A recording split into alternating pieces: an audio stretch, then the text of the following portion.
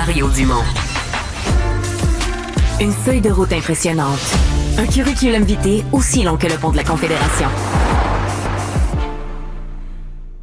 J'ai eu depuis jeudi, je dois dire, dans toutes les boîtes, là, ici à Cube, comme à LCN, sur notre page Facebook, beaucoup de commentaires de retraités. Mais beaucoup de commentaires de retraités parce que nos deux gouvernements ont fait des annonces. La mise à jour économique du ministre Girard jeudi, puis M. Trudeau a fait ses annonces, là, congé de TPS, chèque de 250 $. Et dans les deux cas, il y a des mauvaises nouvelles. Soit à Québec, les travailleurs âgés qui perdent un crédit d'impôt, les travailleurs de 60 à 64 ans perdent un crédit d'impôt. Et dans le cas d'Ottawa, c'est carrément que le chèque de 250 $ n'est que pour les travailleurs. Si vous avez des revenus de retraite, vous êtes exclu en partant. Pierre Lynch, président de l'Association québécoise de défense des droits des personnes retraitées, pré-retraitées, est avec nous. Bonjour, M. Lynch. Bon matin, M. Dumont. C'est comme deux annonces qui ont pas rapport. Dans les deux cas, c'est les travailleurs plus âgés ou les retraités. Les gens de la génération des 60 ans et plus ont assez mal réagi à la fin de la semaine, là. On dirait que c'est le festival des aînés, hein? À un certain moment donné, là, je ne sais pas pourquoi est-ce que le gouvernement fédéral, puis en passant, cette motion-là n'est pas encore acceptée au Parlement, là, ouais. Mais si jamais elle le serait, là, à un certain moment donné, c'est une décision qui est carrément irréfléchie, là. Les personnes qui ont été les plus affectées par la baisse du niveau de vie, là, puis l'augmentation là, de l'inflation, ce sont les aînés, puis particulièrement de 40% des 65 ans et plus, là, qui sont les prestataires du SRG, là, du supplément de revenu garanti, qui sont les personnes les plus vulnérables. Puis dans mon association, c'est une grande majorité de mes membres. Et comment vous comprenez, prenons celle-là, on discutera de l'autre ensuite, comment vous comprenez que ce chèque de 250 $, on l'ait réservé aux travailleurs? Est-ce que vous saisissez la logique de ça? C'est une logique politique. Avec une logique politique, ça n'a aucune rationnelle, là.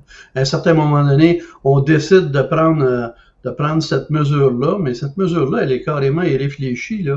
On regarde depuis plusieurs années, nous autres, on milite pour qu'on augmente le revenu des personnes les plus vulnérables, ça représente 40% des gens. Je comprends pas pourquoi est-ce qu'on irait de l'avant, puis je crois sincèrement que, en tout cas, le nouveau Parti démocratique ne laissera pas ça passer, là. D'après moi, là, à un moment donné, si on va de l'avant là-dessus, je crois qu'à un moment donné, ça passera pas sous la forme qu'elle est actuellement. Si moi, je l'ai dit de façon bien transparente, j'ai eu beaucoup de réactions. Est-ce que vous, dans votre association, vous avez eu beaucoup de réactions de retraités qui étaient frustrés de la décision du gouvernement Trudeau, de l'exclusion des retraités du chèque? On en a eu beaucoup, mais particulièrement les personnes les plus vulnérables, c'est pas ceux qui réagissent le plus, hein, parce qu'elles sont pas mal démunies. Mais oui, les autres personnes là, ont réagi assez fortement.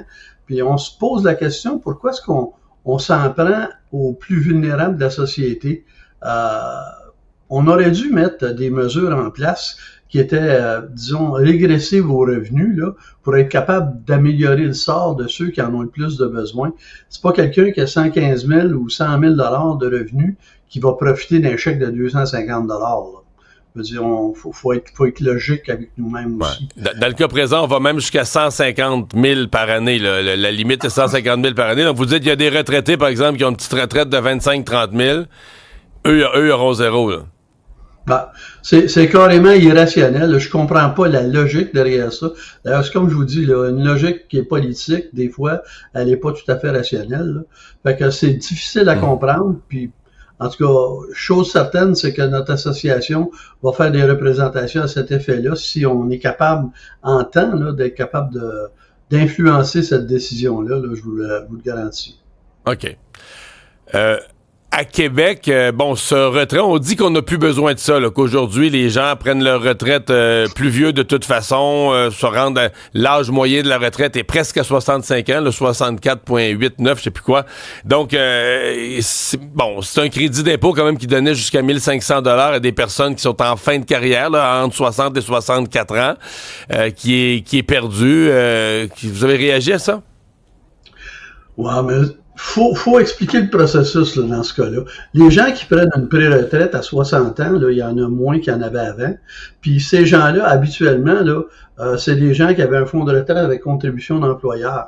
Donc, à un certain moment donné, je pense que ça va affecter beaucoup plus la main-d'œuvre disponible. Parce que si on se rappelle, la mesure avait été mise en place à cause d'une carence de main-d'œuvre. Ouais. Là, on envoie le message que, ben non, mais on vous a eu, là, puis maintenant, ben on n'a plus besoin de vous autres. Je comprends vraiment pas cette mesure-là. Puis si j'écoute comme fou les gens du monde des affaires, ils mentionnent là, que ça va affecter beaucoup la question de main-d'œuvre d'expérience là, qu'ils pouvaient conserver encore plusieurs années.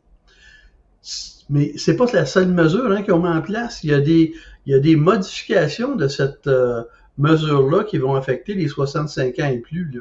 Il y a des réductions au niveau de bénéfices et puis des changements de seuil. Là.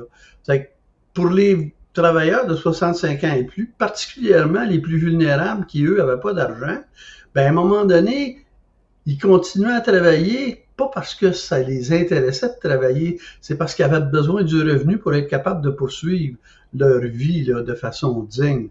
Fait que, là aussi, je ne comprends pas pourquoi est-ce qu'on s'en prend aux plus vulnérables de la société encore une autre fois. C'est vraiment... En tout cas, c'est non seulement que c'est difficile à accepter, mais c'est difficile à comprendre. C'est que vous avez eu une mauvaise fin de la semaine, là. Tout à fait. Tout à fait. Mais j'entends qu'à Ottawa... vous pensez, je reviens à Ottawa, vous dites, je pense que le NPD ne laissera pas passer ça. Est-ce que vous avez commencé à contacter les différents partis à Ottawa pour faire valoir votre point de vue? Non, on va commencer aujourd'hui, là, parce que c'est venu quand même tardivement. Puis on va commencer à parler avec, en tout cas, on va rencontrer M. Boulris à Montréal, ça c'est certain, pour commencer. Puis on va rencontrer les gens du Bloc québécois aussi, parce qu'à un certain moment donné, on les appuie depuis fort longtemps sur la loi de C319. Puis ça, ce qu'on vient de faire, là, on vient d'aller carrément dans l'autre direction de la loi C319. Là. Parce que la loi C319, elle apportait un revenu supplémentaire à nos aînés, les plus vulnérables. Et dans tous les cas, que ce soit au fédéral ou au provincial, il faudrait que les gouvernements prennent des mesures ciblées, régressives aux revenus. À un certain moment donné, ça fait plusieurs fois qu'on le répète, là. C'est la seule façon d'être capable de relever le plus petit dénominateur commun.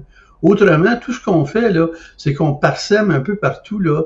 L'argent, ça va coûter quand même, au fédéral, une affaire comme 6 ou 7 milliards. Ouais. Puis on a probablement bien de l'argent dans nos poches à ce moment-ci, là, je crois. C'est ironique, là, mais c'est pas le cas. Monsieur Lynch, merci d'avoir été avec nous.